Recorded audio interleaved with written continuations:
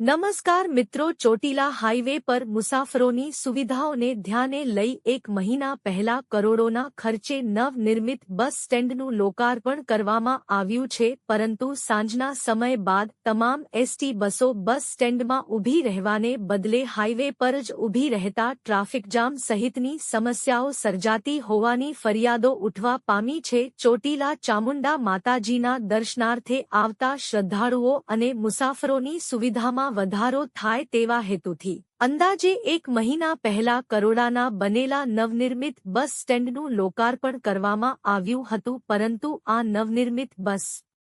સ્ટેન્ડમાં સવારથી સાંજ સુધી તમામ એસટી બસો ઊભી રહે છે, પરંતુ સાંજના સમય બાદ એક પણ એસટી બસ સ્ટેન્ડમાં ઊભી રહેવાને બદલે હાઈવે પર જ મનફાવે ત્યાં ગમે ત્યાં ઊભી રાખવામાં આવે છે, જેના કારણે ટ્રાફિક જામ સાથે મુસાફરોને હાલાકી ભોગવવાનો વારો આવી રહ્યો છે અને નિયમોનું ઉલ્લંઘન પણ થતું હોવાનું સામે આવ્યું છે. આથી આ અંગે ઉચ્ચ કક્ષાએથી ચેકિંગ હાથ ધરી જવાબદાર એસટી ડેપોના અધિકારીઓ સહિતનાઓને કડક સૂચનાઓ આપવામાં આવે તેવી માંગ ઉઠવા પામી છે. ચોટીલા ચામુંડા માતાજીના દર્શનાર્થે આવતા શ્રદ્ધાળુઓ અને મુસાફરોની સુવિધામાં